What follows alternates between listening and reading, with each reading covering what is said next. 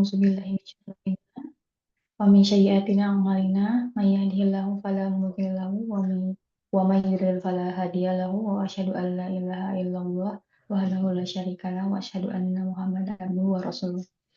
Amma ba'd. Alhamdulillah, pertama-tama marilah kita panjatkan puji syukur ke hadirat Allah Subhanahu wa Ta'ala karena atas nikmat dan karunia-Nya, nikmat Islam, iman, dan tentunya nikmat kesehatan yang Allah berikan kepada kita, sehingga pada hari ini, di pagi hari bulan Ramadan yang penuh berkah ini, kita dapat hadir pada majelis ilmu yang insya Allah bermanfaat bagi kita semua. Salawat serta salam semoga tercurahkan kepada junjungan kita Nabi Muhammad SAW, keluarga, sahabat, serta para pengikutnya hingga akhir zaman. Ibu-ibu, mbak-mbak, saudara semua, hari ini insya Allah kita akan menyimak bersama kajian kewanitaan Bintal Islam DJA dengan tema Tetap Sehat dan Bugar Selama Berpuasa yang insya Allah akan dibawakan oleh Dr. Yulia Andani Murti yang insya Allah sudah hadir bersama kita semua ya, Dr. Yulia. Sebelum kita masuk ke dalam materi, perkenankan saya Lulu membuka selaku MC. Marilah kita buka kajian pada pagi ini dengan membaca Bismillah.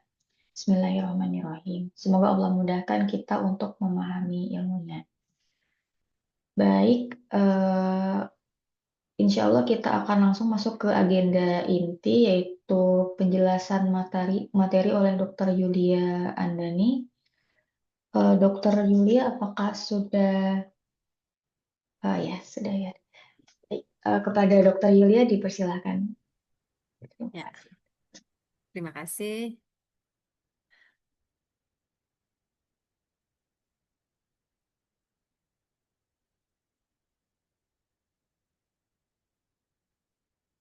Ya, terima kasih atas kesempatan yang diberikan pada saya dari MC.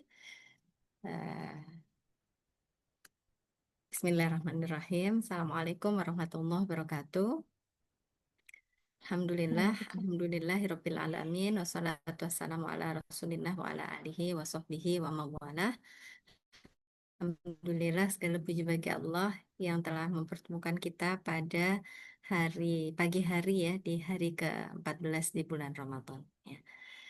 Semoga kita semuanya mendapatkan keberkahan ya dari Ramadan yang sudah kita lalui selama 13 hari kemarin, dan Allah berikan kita kesehatan ya, keimanan, semangat sampai ya kita bisa menjalani sampai akhir Ramadan ya.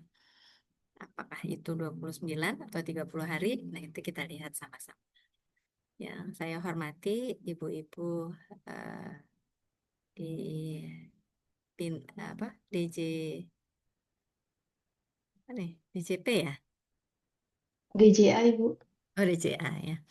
Ibu-ibu di DJA yang Masya Allah ya semuanya bersemangat pagi-pagi sudah di depan laptop ya, untuk atau depan gawainya masing-masing untuk tholabul ilmu ya. Mudah-mudahan ini adalah sebuah nikmat karunia dari Allah Subhanahu wa taala ya, di mana Allah berjanji barang siapa yang berkumpul ya mengkaji ayat-ayat Allah, maka malaikat ya menaungi sambil membacakan ampunan ya, memintakan ampunan untuknya ya.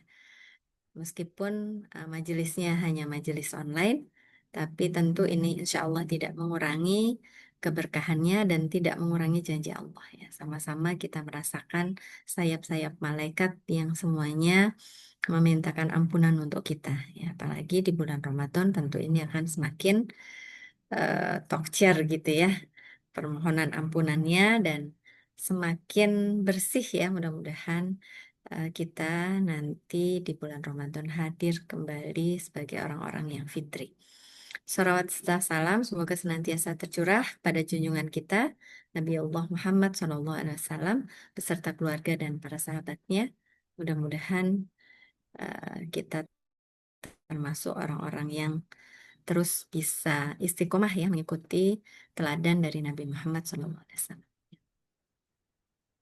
Pagi hari ini sesuai dengan permintaan dari panitia, saya ingin menyampaikan tentang kiat sehat ya, tetap sehat dan bugar hingga akhir bulan Ramadan ya. Karena memang bulan Ramadan ini kita melakukan aktivitas yang tidak biasa, yaitu berpuasa dan memperbanyak sholat malam ya. Memperbanyak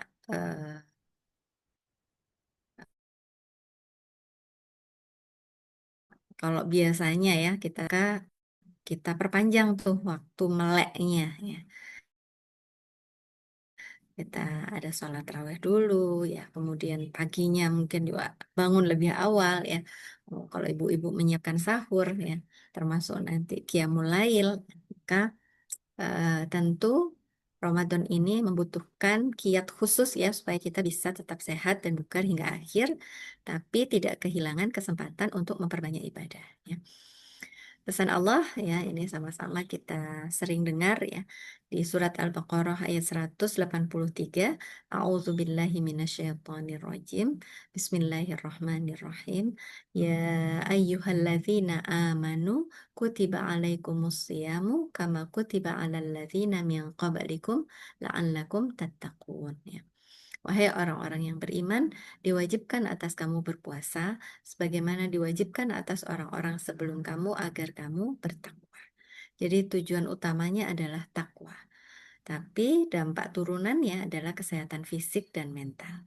Artinya sesungguhnya kalau orang itu bertakwa, maka dia tidak hanya ya peduli kepada ibadahnya saja. Karena takwa itu adalah rasa takut hati-hati gitu ya. Maka dia juga akan memperhatikan fisiknya, mentalnya yang itu merupakan amanah dari Allah Subhanahu wa taala. Amanah sekaligus sarana yang diberikan oleh Allah untuk kita melakukan ibadah.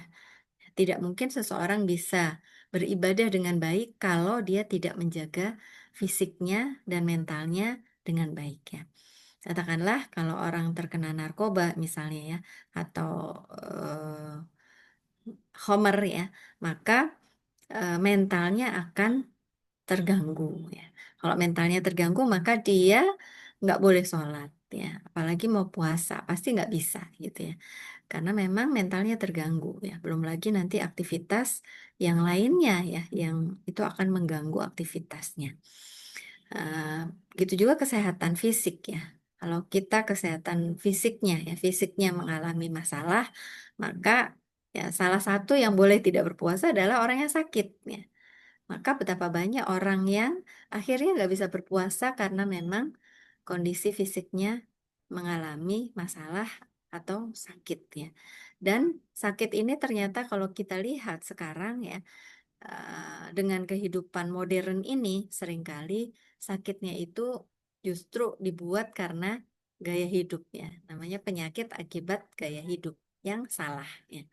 Maka takwa ini ya memiliki dampak turunan pada kesehatan fisik dan mental, bukan hanya di bulan Ramadan, tapi juga terus ya sampai nanti ya, sehingga mereka yang berpuasa itu mestinya akan menjadi orang-orang yang berumur panjang dalam kesehatan, sehingga dia bisa terus beribadah sampai akhir hayatnya, seperti yang dicontohkan oleh Nabi Muhammad SAW ya. Usianya hanya 63 tahun, tapi beliau tidak pernah sakit seumur hidupnya, masih memimpin sholat ya, jamaah.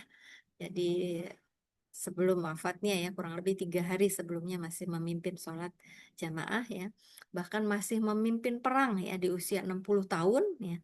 Yang kalau di sini ya di Indonesia ya 60 tahun tuh jenderal tuh udah pensiun gitu ya. Tapi Rasulullah masih memimpin perang-perang besar di usia 50 sampai 60 tahun. Nah, ini makna sejati Ramadan. Ya. Di mana Ramadan adalah waktu yang sangat bermakna ya bagi umat Muslim. Bulan puasa, bulan doa, bulan perenungan diri yang membantu menguatkan iman serta melatih kedisiplinan. Di mana seseorang dengan berpuasa itu akan mengontrol perkataan dan perilaku. Ya, ini adalah ciri seseorang yang sehat mental. Itu dia bisa mengontrol perkataan dan perilaku. Dia tidak istilahnya tidak impulsif gitu ya.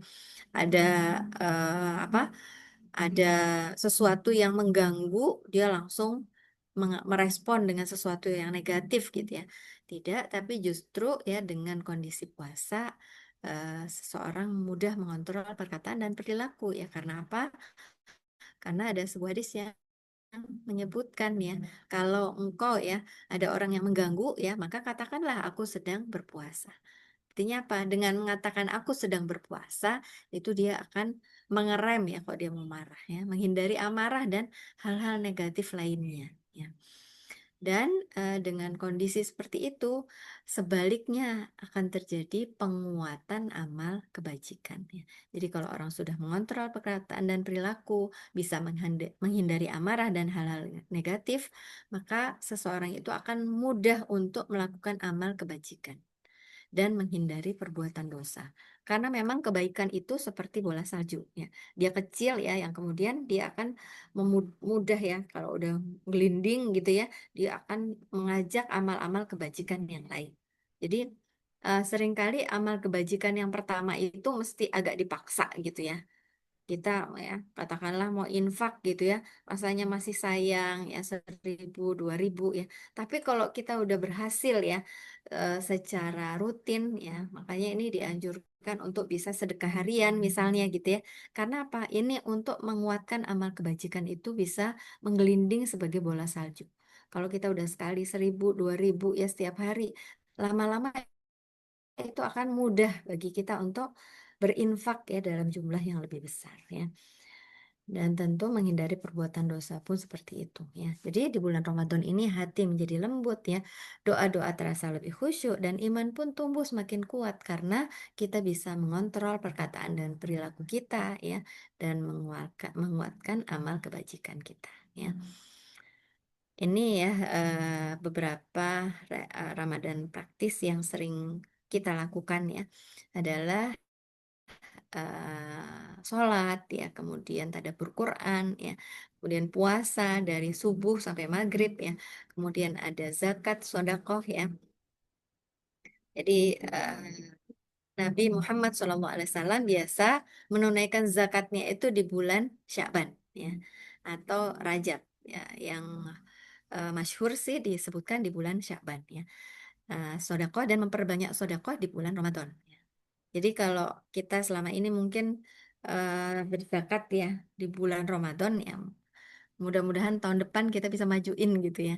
Zakatnya bisa kita kerjakan di bulan Sya'ban ya. Maka Ramadan itu udah tinggal sedekah aja, sedekah infak gitu ya. Nah, ini kemudian kebaikan hati ya dan saling berbagi ya. Kemudian ini ke manfaat puasa bagi tubuh kita ya. Hadis Rasulullah Shallallahu Alaihi Wasallam bersabda, "Sumu tasihu," ya artinya berpuasalah niscaya kalian akan sehat. Ya. Dan hadis ini dinilai hasan atau baik oleh sebagian ulama. Yang pertama ya, puasa ini adalah detoksifikasi alami, di mana tubuh istirahat ya dari kerja pencernaan yang berlebihan. Selama 14 jam pencernaan kita hmm, tidak dimasuki oleh makanan ya. Jadi tubuh istirahat dari kerja pencernaan yang berlebihan, istirahatnya. Nah, karena istirahat, maka disitulah terjadi proses detoksifikasi. Ya. Eh, yang kemudian nanti akan terkait lagi dengan ya kerja istirahatnya pencernaan itu akan terkait dengan mekanisme autofagi ya, di mana sel makrofag ya, makrofag itu adalah sel besar ya. Meskipun namanya makrofag ya, namanya besar, tapi tetap dia nggak kelihatan. Namanya juga sel gitu ya. Makro itu besar, fag itu pemakan ya. Jadi sel makrofag itu adalah sel besar yang dia kerjanya makan. Makan apa? Dia memakan sel yang sudah usang. Sel yang udah usang ini dimakan oleh makrofag, terus kemudian di-recycle ya, menjadi sel baru. Ya, maka itulah rahasia ya, mereka yang berpuasa itu menjadi awet muda karena ada mekanisme autofagi. Dan kalau sudah awet muda ya, awet muda itu jangan membayangkan hanya di wajah saja. Oh iya dia awet muda, apa kulitnya halus ya, nggak ada kerutnya, nggak ada fleknya gitu ya.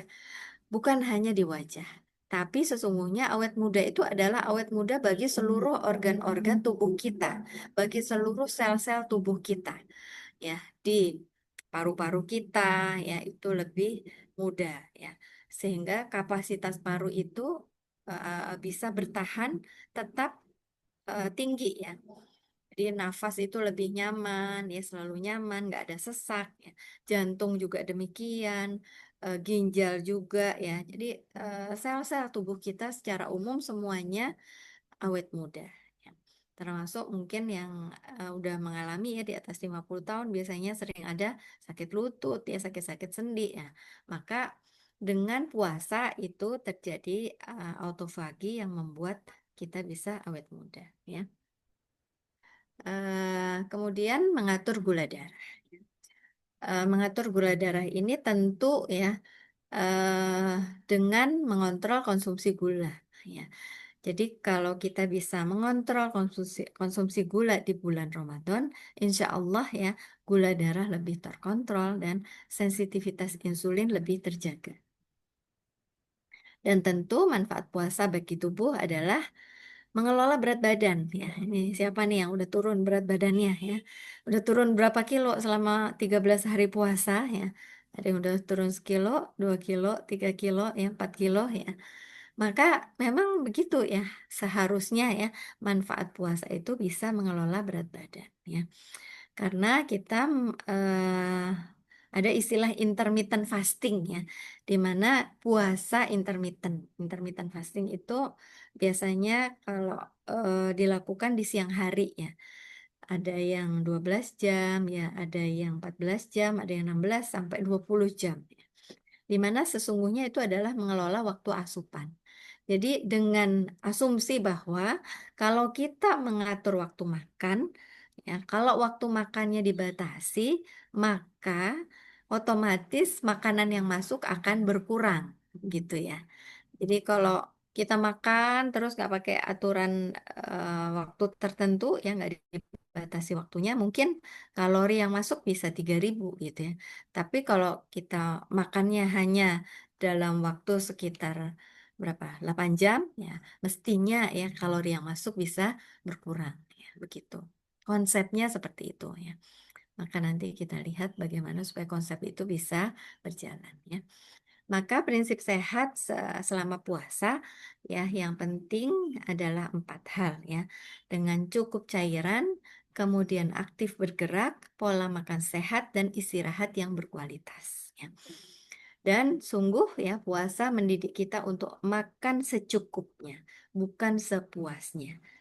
Ya. Kemudian memilih yang baik, bukan sekedar yang enak ya. Atau apa? Tayyib ya.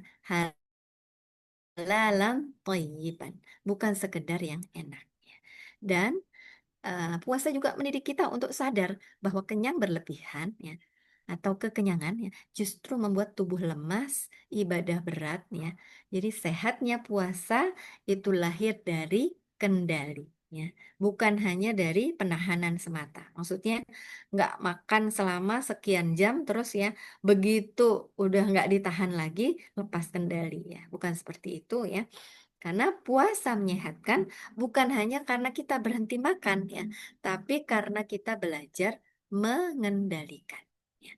Jadi bukan soal berhenti makan saja, tapi bagaimana kita bisa mengendalikan ya.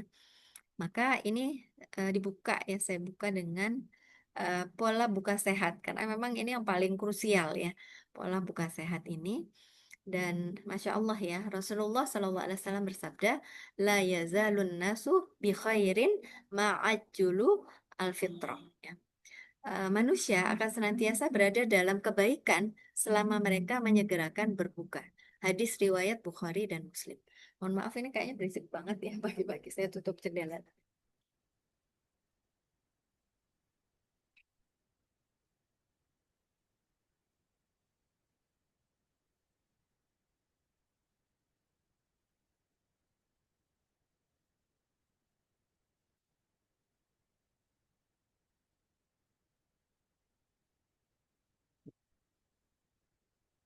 Jadi manusia akan senantiasa berada dalam kebaikan selama mereka menyegerakan berbuka. Jadi eh, bukan kebaikan ketika seseorang, aku puasanya apa buka puasanya ntar aja, belum lapar belum haus misalnya gitu ya. Jadi memperlama ya puasa itu bukan suatu kebaikan. Justru ya kebaikan itu berada dalam kondisi menyegerakan berbuka. Ini juga sebuah pelajaran gitu ya bagi kita bahwa dalam eh, beragama atau beribadah ya, itu penting untuk memahami aturan main ya. Aturan main itu termasuk ketaatan kepada peraturan itu sendiri ya. Jadi kadang-kadang kita merasa bahwa semakin menderita seseorang maka semakin banyak balasannya misalnya gitu ya pahalanya.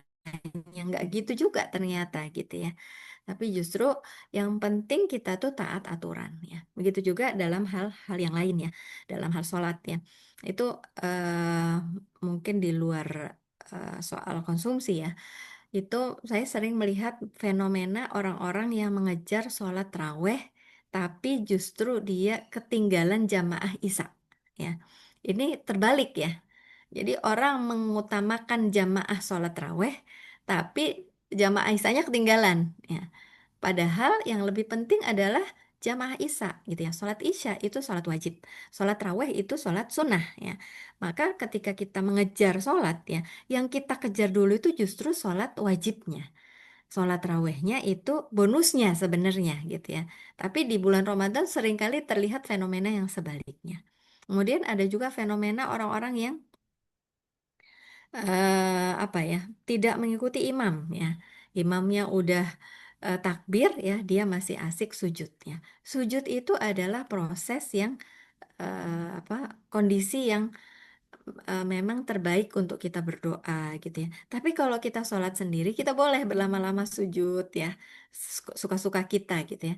Tapi kalau kita berada dalam kondisi makmum ya, begitu imam sudah takbir, dia bangun, maka kita harus segera mengikuti imam gitu ya. Ini adalah pola-pola yang kita harus pelajari ya dan fahami dalam proses ibadah kita, supaya ibadah kita jadi eh, lebih bermakna gitu ya dan lebih berharga gitu ya, dihargai dengan tepat ya di mata Allah Subhanahu wa taala ya. Ini ya. Jadi pola buka ini terutama ya. Yang pertama biasanya yang dikatakan iftar itu adalah makan sebelum sholat ya. Dan apa yang dilakukan oleh Rasulullah adalah yuftiru ala rutobatin ya.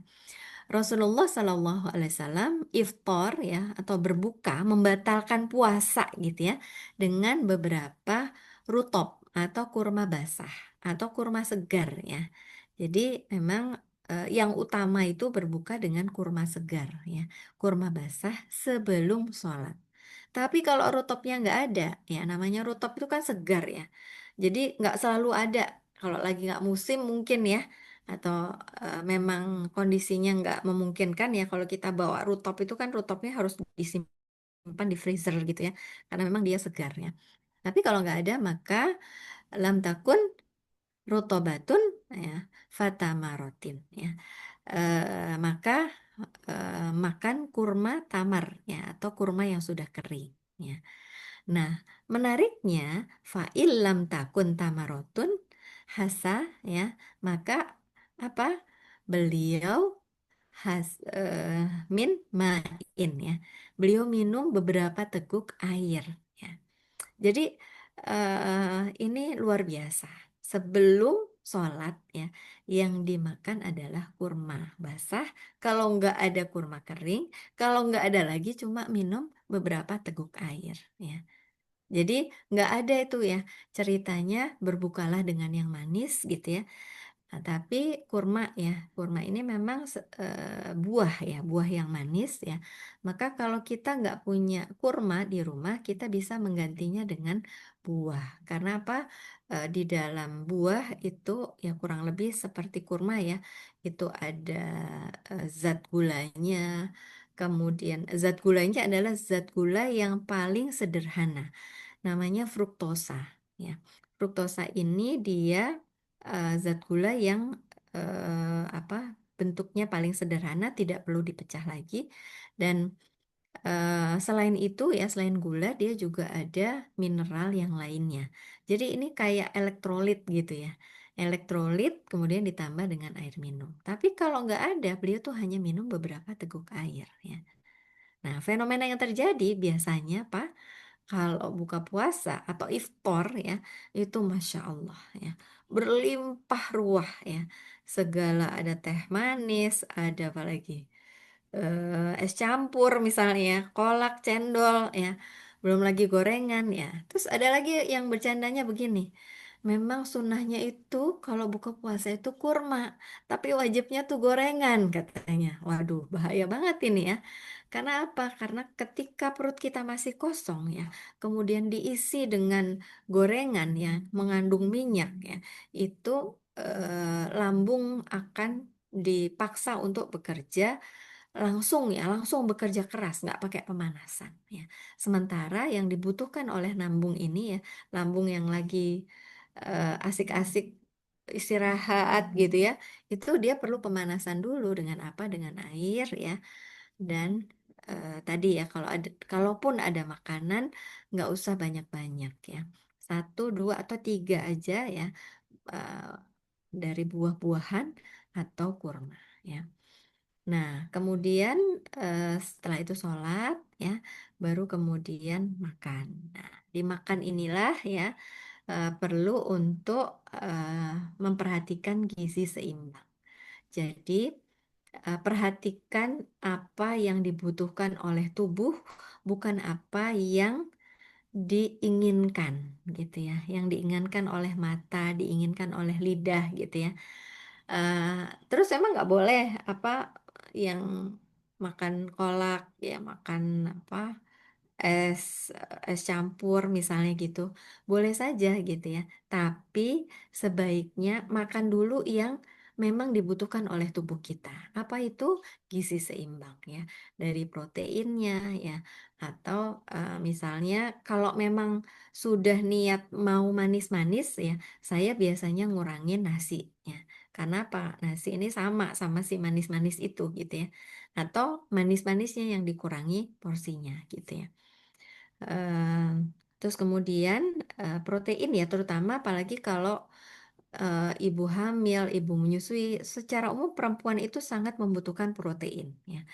Eh, Ibu-ibu yang udah di atas 40 ya, di atas 50, apalagi yang sudah menopause ya, itu sangat membutuhkan protein ya. Seringkali pada beberapa kasus ya, pasien saya itu kalau mereka yang udah punya apa kolesterolnya tinggi gitu ya, atau mungkin apa hipertensi ya, atau punya gula ya, itu kalau ditanya ya, kalau saya tanya tadi hari ini atau kemarin ibu seharian makan apa, bapak seharian makan apa ya, seringkali mengatakan begini. Saya tuh nggak makan apa-apa dok. Ah, nggak mungkin lah, pasti lapar kalau nggak makan apa-apa. Iya dok, saya cuma makan rebusan aja. Terus apa yang direbus? Biasanya apa yang direbus, Bu? Ya, singkong, ubi, pisang gitu ya. Oh gitu. Jadi semuanya karbo gitu ya. Yang direbus semuanya karbo. Padahal tubuh kita ya, apalagi tubuh perempuan ya, apalagi kalau udah di atas 40 itu membutuhkan protein untuk membantu regenerasi sel, membentuk kembali sel-sel tubuh yang mati ya. Jadi protein ini penting ya. Itu kurang lebih dibutuhkan 3 gram per kilogram berat badan ya. Jadi kalau kita beratnya 50, itu kurang lebih dibutuhkan 150 gram protein per konsumsi makan. Jadi kalau eh, gampangnya sih kita bisa pakai ukur telapak tangan kita ya. Telapak tangan kita kalau mau tempe, tahu ya, itu kurang lebih setelapak tangan kita ya. Kalau ayam, ikan, daging bisa lebih kecil ya dari telapak tangan. Tapi kurang lebih gampangnya sih ukurannya telapak tangan untuk kebutuhan protein ya. Kalau minum susu gimana? Boleh minum susu silahkan ya. Tapi kalau bisa ya itu yang rendah lemak. Ya, apalagi kalau nanti ceritanya pakai makan gorengan ya. Nah, itu sebaiknya pilih susunya yang rendah lemaknya. Jadi gizi seimbang ini penting ya dengan memperhatikan asupan isi piringku ya namanya ada karbohidrat, protein, kemudian sayur dan buah ya. Jadi karbohidrat itu kurang lebih seperempat atau sepertiga ya paling banyak. Kemudian proteinnya dengan jumlah yang sama dan sayur dan buahnya kurang lebih setengah dari porsinya. Dan yang berikutnya adalah konsep tidak berlebihan ya. Ini ada di surat Al-A'raf ya.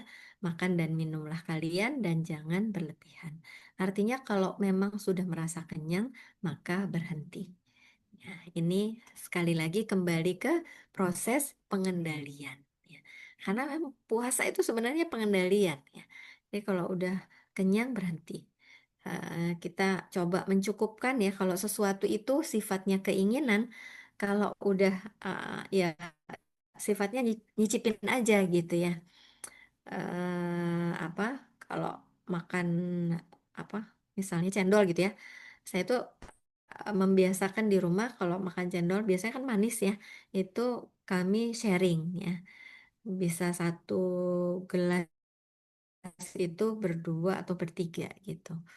Karena memang dia sifatnya adalah tambahan gitu ya, bukan kebutuhan sebenarnya dia cuma tambahan untuk kesenangan saja ya. Makan donat pun kami tuh biasa di rumah udah donat tuh dibelah-belah gitu ya. Dibelah-belah ya makannya bisa seperempat ya atau sepertiga atau bahkan seperlima gitu ya. Segigit aja yang penting udah tahu rasanya, udah ya itu udah tahu rasanya gitu ya. Atau udah ya inilah udah terpenuhi rasa inginnya gitu ya, maka itu udah cukup ya untuk hal-hal yang memang sifatnya keinginan ya. Tapi untuk yang memang kebutuhan tubuh ya, kita harus memenuhinya ya. Kemudian jangan lupa mencukupi cairan ya. Pola yang ada ya yang biasanya beredar itu 2-4-2 ya. Tapi saya biasanya pakai 2-3-3 ya, karena agak berat ya memenuhi 4 di bulan puasa. 2 itu ketika iftar ya, jadi sebelum sholat ini 2 gelas. Kemudian 3 gelasnya atau 4 gelasnya di waktu malam. Jadi kalau taraweh itu jangan lupa bawa em, air minum gitu ya. Di setiap mau sholat, mau berdiri ya di eh, rakaat berikutnya, di sholat berikutnya itu minum gitu ya. Tas setengah gelas ya, minum lagi gitu. Nah, cukup cairan. Nah, kemudian pagi ya kan biasanya ibu-ibu nyiapin sahur gitu ya. Itu minum lagi 2-3 gelas ya. Jadi ini pola buka yang sehat ya. Insya Allah ya kalau kita melakukan pola ini itu biasanya nggak akan apa lemes gitu ya. Ini kok lompat ke titak aktif ya. Ya, mestinya ada pola sahur ya, tapi kok nanti mungkin apa di belakangnya. Jangan lupa tetap aktif bergerak ya. Jadi jangan malah apa puasa terus tidur-tiduran gitu ya, males-malesan dengan alasan puasa ya. Bahkan kalau ada orang yang rajin olahraga ya, ada orang yang jalan cepat, ada orang yang sepedahan ya, ada orang yang ke gym ya, itu banyak orang yang bilang kamu lagi nggak puasa ya gitu ya. Kok olahraga ya, padahal sebenarnya kalau kita terbiasa untuk tetap aktif bergerak ya, puasa itu tidak menghalangi untuk kita tetap berolahraga ya. Yang paling mudah jalan kaki ya. Jalan kaki ini 7.000 langkah per hari atau ada yang mengatakan 6.000 langkah juga bisa gitu ya. Ini terbukti membantu menurunkan risiko penyakit jantung dan kematian dini. Jadi memang kematian dini biasanya disebabkan oleh masalah-masalah di pembuluh darah ya. Sementara untuk langkah yang lebih banyak, 8.000 sampai 10.000 itu dikatakan baik untuk menjaga berat badan, metabolisme dan kebugaran secara umum ya. Dan ini per hari. Artinya sebenarnya kalau bisa kita tetap ya melangkah ya, melakukan langkah-langkah kaki setiap hari ya untuk kebugaran tubuh kita ya. Jadi jangan puasa terus berhenti gitu ya jalan paginya ya atau aktivitas-aktivitas yang terkait dengan perjalanan. Ah, lagi puasa ah, nggak usah naik kendaraan umum, naik mobil aja, naik taksi aja misalnya gitu ya. Kalau kita udah biasa naik kendaraan umum tuh enak banget ya. Itu biasanya tercukupi 7.000 langkah per hari. Olahraga ya, olahraga ini ya kalau kita berpuasa itu tetap ya sebaiknya tetap dilakukan ya apakah itu sifatnya latihan beban ya beban beban dari luar ya apakah kita mau pakai botol minum atau mau pakai dumbbell ya atau kita mau pakai tubuh kita sendiri ya yang namanya kalistenik ya atau ya olahraga yang lain yang juga penting adalah olahraga pernafasan, kemudian peregangan. Peregangan ini penting ya, karena apa? Kita kalau lagi bulan Ramadan biasanya kan banyak apa nih? Banyak baca Quran ya, banyak dengerin kajian, sholat terawih yang panjang ya. Itu adalah posisi-posisi yang menyebabkan tubuh kita diam ya dalam posisi tertentu dalam waktu yang cukup lama. Ya, maka perlu ada peregangan-peregangan ya, terutama untuk meregangkan otot-otot punggung ya. Otot punggung ya, itu mudah sekali ya. Kita bisa pakai peregangan yang apa dengan tiduran ya atau sambil duduk ya, sambil duduk duduk di bawah gitu ya tangan yang kanan pegang lutut, tangan yang kiri pegang lutut kanan, kemudian tangan kanannya ditaruh di belakangan. Ini mestinya di ini ya, gambar.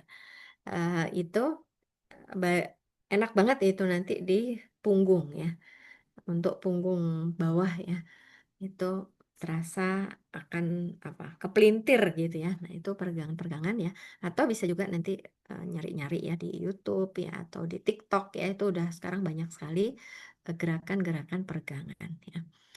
Kemudian jangan mengabaikan pekerjaan rumah tangga ya. Ternyata pekerjaan rumah tangga itu memberikan kontribusi 10-20% dari total pembakaran kalori harian.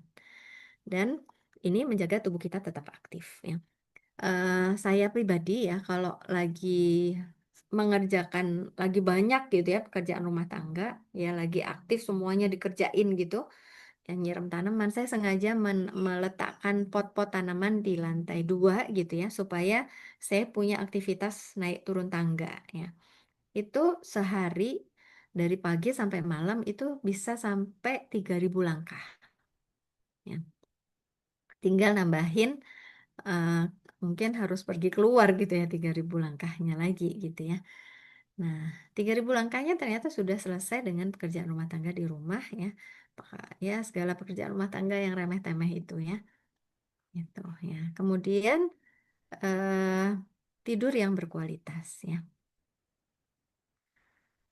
Waja'alna naumakum subata dan kami jadikan tidurmu untuk istirahat ya di surat An-Naba ayat 9 ya.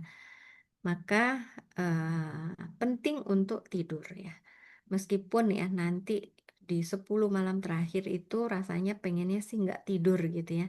Tapi kalau kita bisa menjadikan tidur kita berkualitas ya, itu meskipun sedikit tapi bisa em, merenovasi gitu ya, merenovasi sel-sel tubuh kita untuk bisa lebih segar ya di pagi harinya ya. Jadi penting untuk menjauhkan gadget. Karena apa? Layar ponsel, tablet, TV itu memancarkan cahaya biru yang memberikan sinyal ke otak seolah-olah hari masih siang. Ini yang kemudian akibatnya apa? Produksi hormon melatonin ya atau hormon tidur itu terhambat ya. Rasa kantuknya tertunda. Tidurnya jadi lebih lama masuk ke fase dalam. Jadi lama gitu ya, udah tidur lama baru masuk ke fase dalam ya.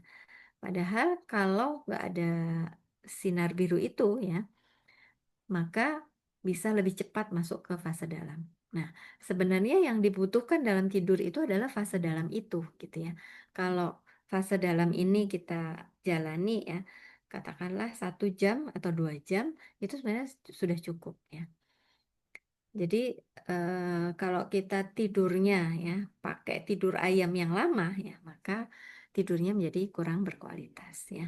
Dan tubuh memang memiliki jam biologis ya atau namanya ritme sirkadian. Cahaya layar yang terus-menerus membuat ritme sirkadian ini terganggu. Ya, jadi kalau udah maghrib gitu ya, begitu nggak ada cahaya matahari, sebenarnya itu adalah masa-masa yang kita udah perlu mengurangi atau kalau bisa sih nggak berinteraksi lagi dengan gadget ya, supaya nggak tubuh kita nggak membaca waktu ini sebagai masih siang, padahal sudah malam ya. Begitu juga matikan lampu ya, karena gelap membantu produksi hormon melatonin ya, ini hormon tidur ya. Eh, dan tubuh lebih cepat masuk ke fase tidur dalam ya. Kalau memungkinkan tidur siang sejenak ya, namanya power nap ya. Kalau orang Barat nyebutnya power nap ya. Tapi Rasulullah ya dikenal melakukan qailullah ya. Qailullah ini sejenak ya. Dan waktunya nggak lama, 15 sampai 20 menit itu ternyata cukup kalau tidurnya berkualitas ya. Jadi sama ya, tidur malam sama tidur siang itu intinya jauhin jauhin gadget. Ya. Kalau niat mau tidur siang, jangan pegang HP gitu ya. Eh, Jauhin gadgetnya ya, zikir aja atau mungkin ya kalau misalnya mau apa pakai HP, bisa aja HP-nya diputerin murotal gitu ya. Tapi nggak usah dilihat gitu ya. Jadi maksudnya udah diputar murotalnya, ditaruh gitu ya. Nah, ternyata jangan lebih dari 30 menit tidur siangnya supaya nggak pusing ketika bangunnya. Dan biasanya kalau kita 30 menit bangun terus masih nggak segar berarti memang tidurnya nggak berkualitas gitu. Kalau untuk tidur siang ya. Atau kebanyakan gula kadang-kadang bisa juga bikin kita terlalu lama tidur siang ya. Kemudian kesehatan mental spiritual ini yang terakhir ya. Rasulullah Shallallahu Alaihi Wasallam bersabda, jika salah seorang di antara kalian berpuasa, janganlah berkata kotor dan jangan berteriak. Hadis riwayat Bukhari dan Muslim ya. Jadi eh, kita berlatih sabar ya. Jadi puasa melatih kita untuk tetap tenang ya, bertahan dalam kesulitan ya. Kesulitan apa? Menahan hawa nafsu ya, hawa nafsu makan, minum ya, dan berhubungan suami istri dan percaya kepada Allah dalam setiap keadaan ya. Kemudian asyamu junnatun fala yarfut wala yajahal ya. Puasa adalah perisai, maka jangan berkata kotor dan jangan berbuat bodoh ya. Perisai dari apa? Menahan keinginan terhadap yang halal ya. Kita belajar mendisiplinkan tindakan, perkataan dan bahkan pikiran kita ya terhadap yang haram. Ya, karena apa? Lagi puasa itu yang halal aja kita tahan ya, apalagi ya, yang haram ya. Jadi yang haram ini kalau bisa kita setel mode on-nya itu 24 jam ya. 7 hari 24 jam ya. Jadi akhirnya artinya tuh seumur hidup ya kita pasang perisai ini ya terhadap yang haram itu seumur hidup kita ya. Nah, puasa itu adalah sarana untuk melatih ya disiplin itu ya. Kenapa? Yang halal aja kita tahan ya, apalagi yang haram ya. Kemudian salah satu sisi kesehatan mental adalah kesehatan sosial ya, sosial spiritual. Maka eh, tumbuh ya rasa belas kasih, sikap gemar berbagi yang dimana dikatakan Rasulullah itu paling gemar berbagi itu di bulan Ramadan. Ya. Makanya tadi ya, Rasulullah itu kalau berzakat diselesaikan ya dan para salafus soleh ya itu zakatnya diselesaikan sebelum Ramadan ya. Jadi benar-benar Ramadan itu tinggal berbagi aja, sedekah infak gitu ya. Karena apa? Dikatakan memang rasa lapar itu mengingatkan kita pada perjuangan orang lain ya, sehingga menumbuhkan empati, kebaikan dan semangat untuk berbagi ya. Apalagi sekarang kita melihat ya, ada saudara-saudara kita yang sedang dalam kondisi kesulitan ya, yang jauh di Palestina ya, yang dekat di Aceh ya, atau bahkan yang paling dekat mungkin di sekitar kita ada yang kebanjiran ya, di Bandung ya ada juga. Jadi luar biasa ya musibah di mana-mana, dan kita ya sebagai orang-orang yang tidak terkena musibah, inilah waktunya kita untuk gemar berbagi ya. Kemudian yang terakhir bahwa Ramadan ya puasa itu me- membuat kita belajar menguatkan rasa syukur kepada Allah Subhanahu wa Ta'ala ya. Puasa membantu kita lebih mensyukuri bahkan nikmat Allah yang paling sederhana sekalipun ya. Jadi kan seringkali kita tuh kalau melihat orang-orang tuh yang belum nikah, aduh kok aku belum nikah juga ya, belum datang-datang jodohnya gitu ya. Yang udah nikah kok aku belum punya anak juga ya, udah lama nikahnya ya. Udah punya anak satu ya Allah, ini kenapa ya belum punya adik juga, udah lama padahal udah gede kakaknya gitu ya. Sehingga karena kekurangan-kekurangan itu gitu ya, apa keinginan-keinginan ya, yang menurut kita harusnya bisa kita miliki ya, itu membuat kita kehilangan ya sense of syukur ya. Rasa syukur itu jadi berkurang. Padahal Masya Allah ya, meskipun belum punya jodoh, tapi ternyata kita berada dalam kondisi nikmat, misalnya gitu ya, nikmat sehat, bisa puasa, nikmat iman ya, dan sebagainya ya, bisa punya pekerjaan ya, dan sebagainya. Maka syukur ya, ini penting ya, yang ini bisa kita kembangkan dengan sangat baik di bulan Ramadan ya. Maka sehatkan tubuhmu dengan puasa, lembutkan hatimu dengan sabar, dan kuatkan imanmu dengan taat ya. Ya, rupanya eh, saya masih ingin kembali ke ya. Ada slide yang tertinggal ya rupanya tentang sahur ya. Jadi sahur ini ada hadis tentang sahur itu, bersahurlah kamu ya, sesungguhnya dalam sahur itu ada barokah ya. Jadi sesungguhnya makan sahur itu bukan semata-mata nyari kenyang lebih lama atau biar nggak lapar puasanya gitu. Enggak ya, bukan di situ ya. Tapi kita mencari barokah. Barokah itu artinya apa? Meskipun sedikit gitu ya, kita cuman makan kurma atau mungkin cuman air gitu ya, cuma minum ya.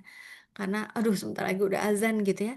Jangan lupa ya, meskipun punya waktu 1 menit gitu ya, meskipun hanya minum seteguk air ya, minumlah karena kita cari barokahnya ya. Kalau barokah itu kita jadi nggak lemes gitu ya, kita jadi semangat untuk melakukan kebaikan ya. Ini dan sahur biasanya komposisi gizinya itu kurang lebih ya, sepertiga itu di waktu sahur, kemudian 2/3 itu di waktu berbuka atau makan malam ya, 2/3-nya di makan malam. Jadi biasanya sahur lebih ringan, tapi tetap perlu gizi seimbang ya, terutama protein ya. Bahkan kalau kita mau memperlama proses intermittent fasting yang ini ya, intermittent fastingnya lebih panjang, itu beberapa kita bisa juga skip ya, nggak makan apa-apa di waktu sahur ya. Kalau saya dulu sampai sekarang ya masih berapa kali gitu ya, nggak rutin itu minum VCO ya, minum minyak kelapa ya. Ternyata itu bisa menurunkan berat badan lebih cepat dan kita lebih seger gitu, nggak nggak lemes ya, nggak laparan gitu. Kalau pagi sahurnya pakai minyak VCO ya. Ini tambahan tadi, mohon maaf ada slide yang tertinggal ya. Ibu yang kuat berpuasa dengan sehat ya, sedang menanam generasi yang kuat dalam iman dan akhlak ya. Jadi bahwa puasa bukan hanya masalah fisik ya, bukan hanya masalah fisik kita. Kalau kita sudah jadi ibu ya, puasa kita itu adalah menjadi apa ya, hadiah gitu ya, hadiah untuk anak-anak kita ya. Yang kalau kata ulama ya, ada ulama yang mengatakan tirakatnya ya, tirakatnya ibu, tirakatnya orang tua itu adalah bekal untuk anak-anaknya mendapatkan kemudahan dalam perjalanan hidupnya, terutama kekuatan iman dan akhlaknya. Yang ini sangat dibutuhkan di kehidupan yang sekarang makin keras ya, yang sekarang makin sulit, yang sekarang makin samar gitu ya, mana yang benar, mana yang salah, mana yang baik, mana yang buruk ya. Sehingga anak-anak kita melihat fenomena anak-anak tuh kok bisa ya gitu ya sama orang tuanya melakukan hal-hal yang enggak di luar nalar gitu ya, di luar nalar. Kok bisa ya? Ya, ini sulit ya ngomongnya sampai membunuh orang tuanya ya, memukul dan sebagainya ya.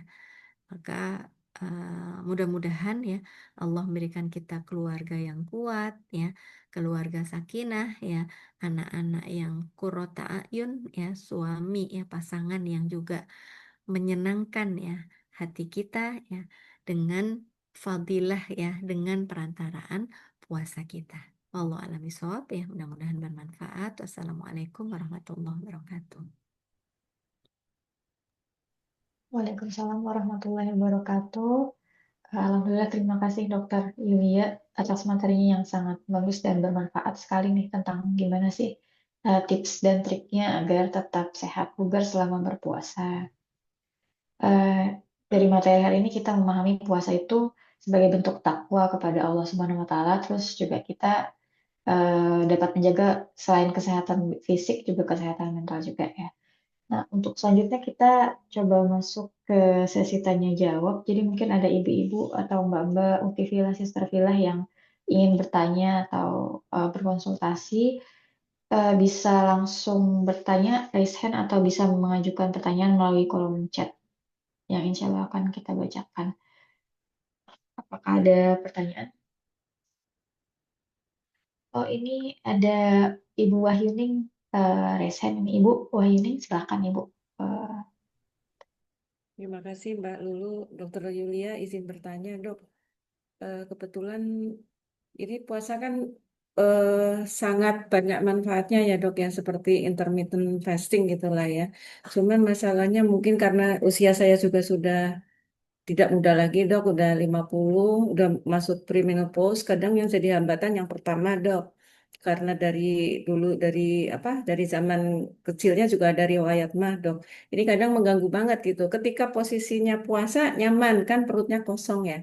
Tapi ketika kita berbuka terus nanti sahur ini kadang kendalanya banyak Dok. Yang kembung, terusnya mual gitu. Nah ini mungkin mohon arahan dari Dokter Yulia sebaiknya seperti apa? Apa dulu urutannya yang mau dimakan nih supaya perut tuh nggak kembung, nggak mual gitu, Dok. Terusnya yang berikutnya, Dok, eh, karena masuk masa premenopause kan hormon udah nggak seimbang nih, Dok saya, Dok. Ya, ini benar-benar pelatihan banget ya puasa itu untuk mengendalikan emosi gitu, mengendalikan diri supaya nggak mudah marah gitu ya dok. Ya, cuma kadang namanya lagi nggak seimbang hormon itu ada aja ya hal kecil nanti jadi merembet ke segala hal gitu. Mungkin eh, ada tips dari Dokter Yulia untuk mengatasi permasalahan tersebut. Kurang lebih seperti itu Mbak Lulu. Mbak Lulu itu rajutnya di headphone bagus banget. Lucu. Terima kasih Mbak Lulu, terima kasih Bu Dokter Yulia. Iya Tuhan kami. Iya, saya juga tadi mau komen yang sama tuh, Bu. Lanjutnya lucu banget. Mana iya. langsung dijawab kah? Oh Lalu, iya dokter, iya boleh langsung dijawab aja. ya, Barakallah Bu Wahyuning. Mas usianya 50 tapi Masya Allah masih kayak 30-an gitu ya. Ini memang menopause itu salah satu tantangan ya. Perempuan itu memang beda banget sama laki-laki ya. Kalau laki-laki dia eh, hidupnya tuh stabil gitu ya. Kalau perempuan dia mengalami fase-fase yang itu ya, fase-fase yang dimana hormonnya membuat emosional ya. tiba-tiba marah, tiba-tiba sedih gitu ya, yang diri kita sendiri pun nggak tahu gitu ya, kenapa gitu bisa tiba-tiba marah, kenapa kenapa tiba-tiba sedih gitu ya. Nah, maka eh, memang hormon itu sendiri tidak bisa, yang jelas nggak bisa kita lawan. Artinya, "Oh, aku nggak mau kayak gini gitu ya, nggak bisa ya. Tapi Rasulullah Shallallahu Alaihi Wasallam memberikan tips ya, kalau kita marah ya, itu marah itu api, jadi dikasih air ya, berwudu ya. Kemudian pindah posisi, kalau lagi berdiri duduk, kalau duduk berbaring ya, kalau berbaring masih marah juga, nah gimana lagi dong ya, masa berbaring masih marah ya, ya itu ya, eh, banyak.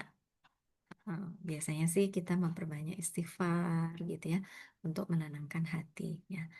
Tapi eh, mungkin ya ada baiknya kita juga punya teman ya.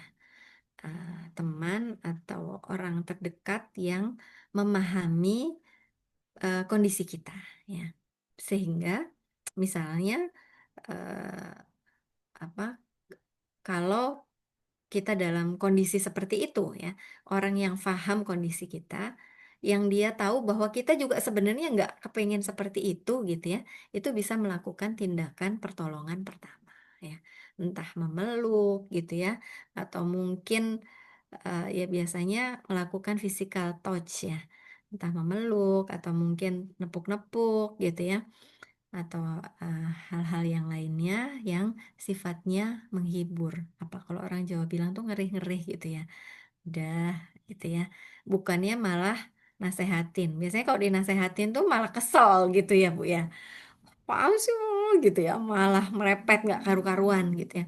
Tapi ini orang yang memang paham gitu ya. Yang dia bisa baca, oh ini orang lagi perlu ditenangkan gitu ya, bukan perlu nasehat ya. Ya, kurang lebih seperti itu ya, mudahnya ya. Dan dikatakan sih memang puasa itu kan tadi ya asyamu junnatun ya. Puasa itu perisai. Jadi kalau kita memang merasakan gejolak ya, emosi yang tidak stabil, boleh juga kita memperbanyak puasa di luar bulan Ramadan dengan puasa-puasa sunnah ya. Mudah-mudahan ya bisa jadi gitu ya. Ada rahasia yang terkait dengan proses hormonal itu gitu ya. Netralisasi hormon misalnya gitu yang terjadi di bulan atau ketika seseorang berpuasa gitu. Kemudian tadi sakit mah ya. Itu memang biasanya secara umum kalau kita punya sakit mah itu kalau puasa biasanya malah enak karena perutnya kan istirahat gitu ya, nggak ada makanan yang masuk ya. Kalau makanan nggak ada yang masuk maka nggak ada asam lambung yang diproduksi. Sebenarnya prinsipnya seperti itu ya. Asam lambung itu keluar kalau dia ada tugas. Tugasnya apa? Em, Mencerna makanan ya. Dan sebenarnya asam lambung ini namanya juga asam ya. Dia adalah fungsi kimiawi ya. Fungsi fisiknya ya, proses mencacah, menggiling itu harusnya dilakukan oleh mulut ya. Ini juga hal yang banyak kita abaikan gitu ya. Tapi ternyata memicu sakit lambung ya. Adalah mengunyah yang tidak sempurna atau makan buru-buru. Kalau orang sekarang itu bilangnya mindful eating ya. Kalau bisa itu mindful eating katanya gitu ya. Makan tuh dinikmati pelan-pelan gitu ya. Itu ada yang bilang gini, kalau makan nasi pakai ayam goreng rasain tuh enaknya nasinya, manisnya nasinya, enaknya si ayam goreng, rasa gurihnya, serat-seratnya dihaluskan ya dengan gigi-gigi ya, dengan lidah kita ya. Kemudian dengan proses mindful eating ya, selain proses menghancurkan dengan gigi, ada juga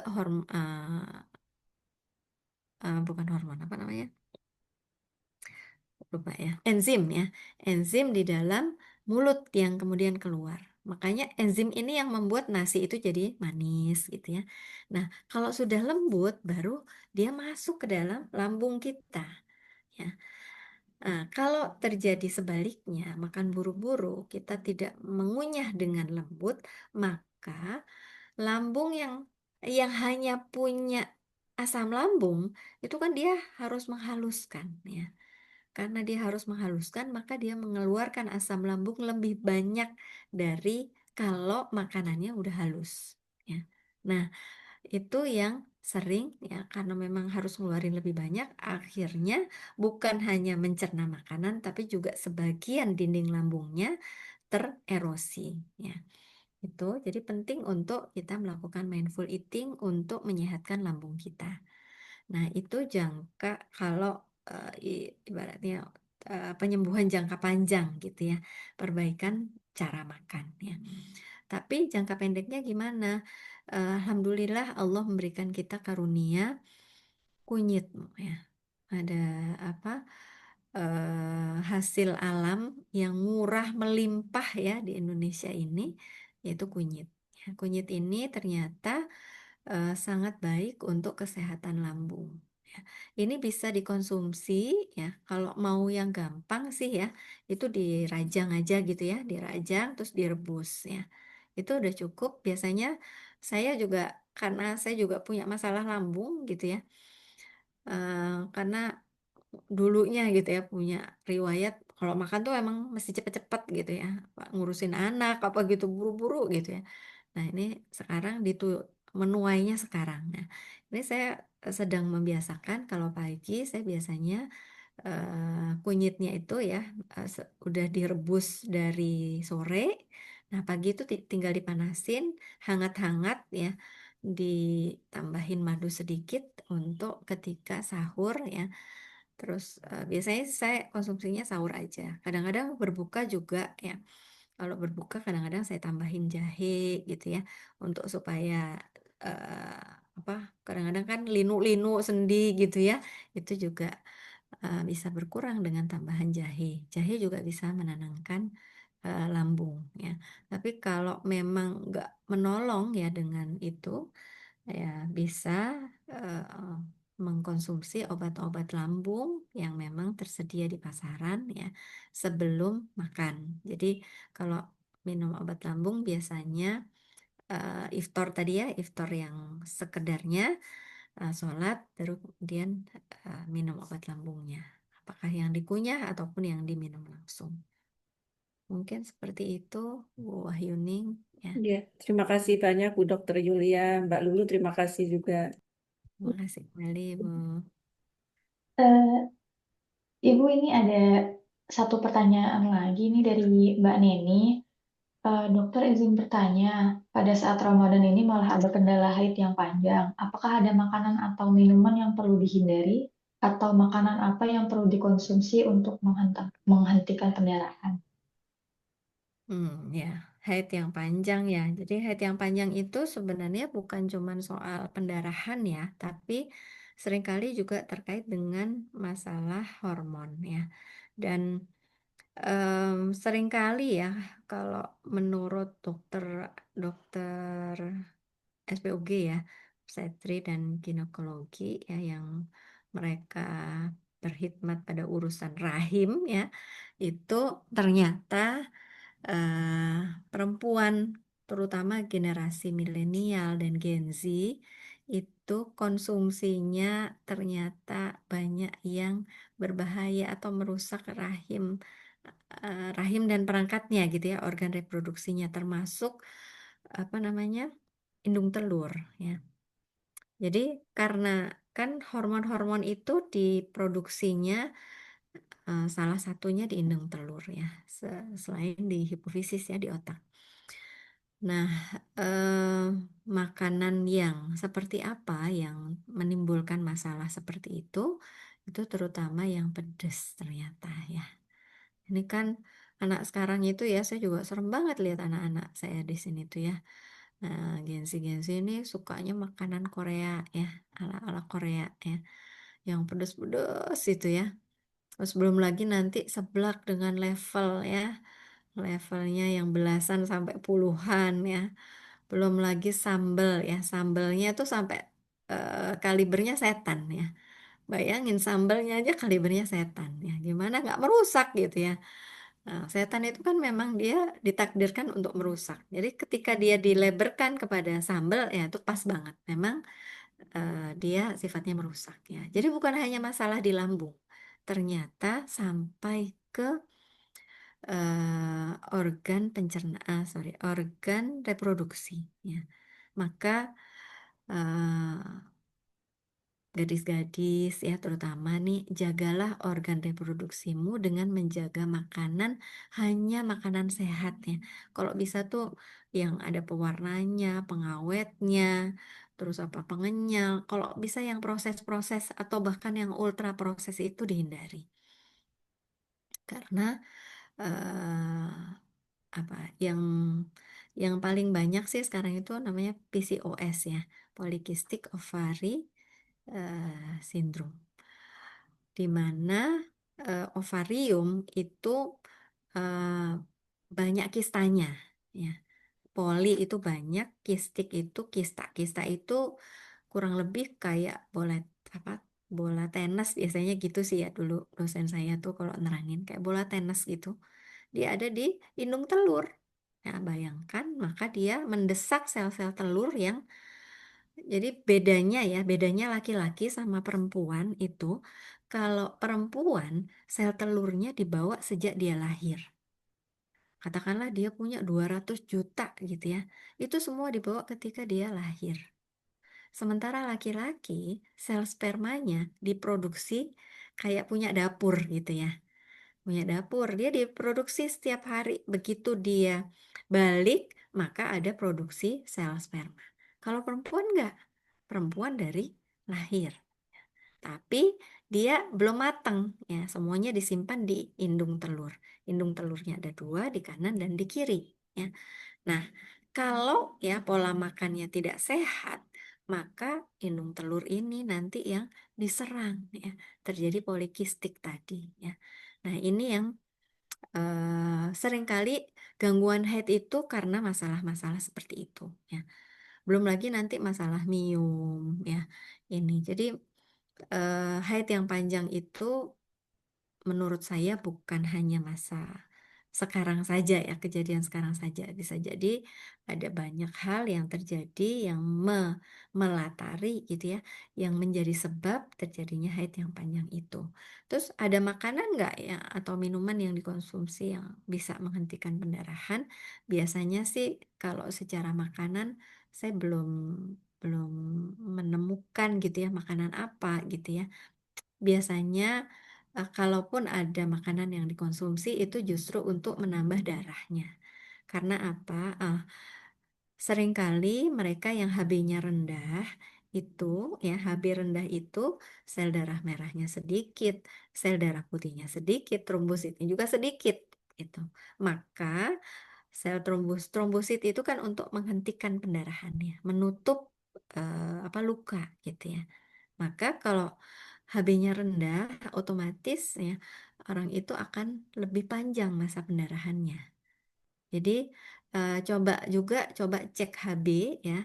Bisa jadi kalau ada pendarahan yang panjang, head yang panjang itu karena HB-nya rendah, sehingga harus diperbaiki, dinaikkan kadar HB-nya dengan makanan-makanan yang meningkatkan HB. Misalnya yang terkenal sih buah bit ya. Buah bit itu efektif banget ya menaikkan HB dan aman ya. Meskipun memang agak langu gitu ya. Tapi eh, saya sih menyarankan anak-anak gadis-gadis ya atau ibu-ibu sekalipun gitu ya yang masih masih produktif, yang masih haid itu mengkonsumsi itu secara rutin ya. Kalau enggak bisa juga minum tablet tambah darah. Tablet tambah darah itu kita beli satu strip isi 10 untuk 1 bulan ya. Tujuh, tujuh tabletnya diminum setiap hari selama haid. Kemudian 3 tabletnya diminum sepekan sekali ya. Jadi ketika tidak haid itu minum tambah darahnya seminggu sekali. Misalnya aku mau minumnya setiap hari Senin. Jadi setiap hari Senin minum tablet tambah darah ya. gitu ya. Biasanya dengan kadar HB yang membaik itu siklus haidnya juga akan kembali normal ya. Maksudnya ya 7 hari, ya sebulan sekali gitu ya. Dan seringkali terjadi ini ya, remaja putri kita tuh ada dikatakan lebih dari kurang lebih 30% itu mengalami anemia. Dan anemianya anemia gizi. Dan jangan dikira orang yang anemia gizi itu ya, kurang darah itu orangnya kurus gitu ya. Kurang gizi kan sebenarnya ini kurang gizi ya. Jadi ternyata banyak juga orang yang badannya gemuk tapi kurang gizi. Nah ini kan bahaya ya. Merasanya, ya aku ngurangin makan nih gitu ya. Tapi ternyata kurang gizi dalam hal gizi mikro. Jadi dia makannya tuh justru gizi makro gitu ya. Makan karbo terus gitu ya. Tapi gizi mikronya kekurangan. Ya. Jadi panjang nih soal haid ya. Karena memang haid ini sekarang jadi banyak uh, menyita perhatian ya, terutama di kalangan objin karena salah satu gejala yang cukup penyakit yang cukup fatal sehingga banyak perempuan akhirnya mandul gitu ya, kehilangan apa namanya kesuburannya karena dari makanan. Allah Allah.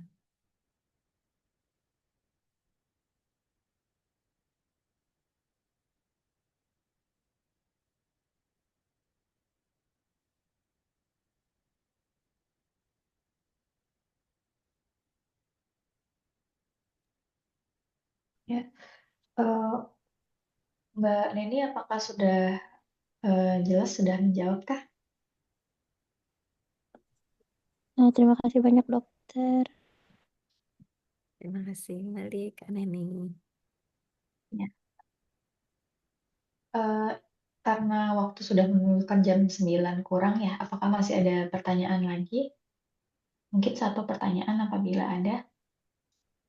Apabila tidak ada, izin untuk mengakhiri kajian pagi ini ya, ibu-ibu dan mbak-mbak. Ya, baik. Karena tidak ada pertanyaan lagi dan waktu sudah menunjukkan sebentar lagi jam 9 ya, ibu-ibu juga sama mbak-mbak juga mungkin sudah mulai persiapan rapat dan kegiatan lainnya ya. Demikian kajian kewanitaan Bintal Islam DJI yang telah dibawakan oleh Dr. Yulia Andani Murti. Terima kasih dokter atas ilmunya. Semoga insya Allah menambah ilmu dan meningkatkan kesehatan kita, memperbaiki gaya hidup kita, pola makan ya. Tadi ada pola buka sehat dan pola sahur sehat di-share sama Dokter Yulia, dan juga dapat meningkatkan kualitas ibadah kita di bulan Ramadan ini. Amin ya Rabbal Alamin. Selanjutnya kepada Dokter Yulia, mohon perkenannya untuk memimpin doa sebelum kajian ditutup, Dok. Oh, pakai doa. Boleh? Baik. Iya. Ya, baik. Marilah kita sama-sama menundukkan hati ya, menundukkan kepala kita dan mengangkat tangan kita untuk sama-sama meminta kepada Allah Subhanahu wa taala, khususnya yang berpuasa ini adalah masa-masa yang mustajab ya. Maka disunahkan untuk orang yang berpuasa untuk memperbanyak doa. Ya, Bismillahirrahmanirrahim. Alhamdulillahirabbil alamin wassalatu wassalamu ala Rasulillah wa ala alihi washabbihi wa ajmain. Rabbighfir lana wa liwalidina warhamhum kama rabbawna shighara. Rabbana zalamna anfusana wa illam taghfir lana wa tarhamna lanakunanna minal khasirin. Rabbana hab lana min azwajina wa dhurriyyatina qurrata a'yun waj'alna lil muttaqina imama. Waj'alna lil muttaqina imama. Ya Allah, ampunilah dosaku dan dosa kedua orang tua kami. Dan sayangilah mereka sebagaimana mereka mengasihi kami di waktu kecil, baik yang masih hidup ataupun yang sudah wafat. Ya Allah, berikanlah kami keberkahan di bulan Ramadan ini. Berikanlah kami ampunan yang luas atas dosa-dosa kami. berikanlah kami selalu kekuatan, kesehatan, sehingga kami bisa terus beribadah, memperbanyak ibadah di bulan Ramadan ini. Ya Allah, ampunilah dosa-dosa kami. Hapuskanlah nama kami dari catatan-Mu di neraka. Ya Allah, berikanlah kami kesehatan, kekuatan. Berikanlah kami rezeki Lailatul Qadar. Berikanlah kami rizki meraih Lailatul Qadar. Berikanlah kami rizki untuk meraih Lailatul Qadar. Ya Allah, berikanlah kepada kami dengan puasa ini kesehatan, keimanan, dan ketakwaan. Dan kemampuan untuk terus memberikan manfaat untuk diri kami se-Indonesia. Ya Allah, berikanlah kami, keluarga kami, kekuatan, keimanan ya sebagai benteng dari serbuan kekuatan yang ingin menghancurkan keluarga. Jadikanlah keluarga kami adalah keluarga yang sakinah, mawaddah, warahmah. Sehingga dengan ini kami bisa bersama-sama melakukan kebaikan di dunia sampai di surga-Mu. Ya Allah, ya Tuhan kami, berikanlah kami kebaikan di dunia dan di akhirat, dan mudahkanlah kami untuk selalu melakukan kebaikan-kebaikan di dunia yang menjadi bekal kami di akhirat. Rabbana atina fid dunya hasanah wa fil akhirati hasanah wa qina adzabannar. Subhana rabbika rabbil izzati amma yasifun wa salamun alal mursalin walhamdulillahi rabbil alamin. Wassalamualaikum warahmatullahi wabarakatuh. Waalaikumsalam warahmatullahi wabarakatuh. Terima kasih Ustazah atas ilmunya, sharingnya. Sampai jumpa kepada Ibu dan Mbak-Mbak. Sampai jumpa di sesi kajian selanjutnya. Mari kita tutup dengan doa kafaratul masjid. Subhanakallahumma wa bihamdika asyhadu an la ilaha illa anta astaghfiruka wa atubu ilaik. Wassalamualaikum warahmatullahi wabarakatuh. Terima kasih Mbak. Waalaikumsalam warahmatullahi wabarakatuh. Pamit ya.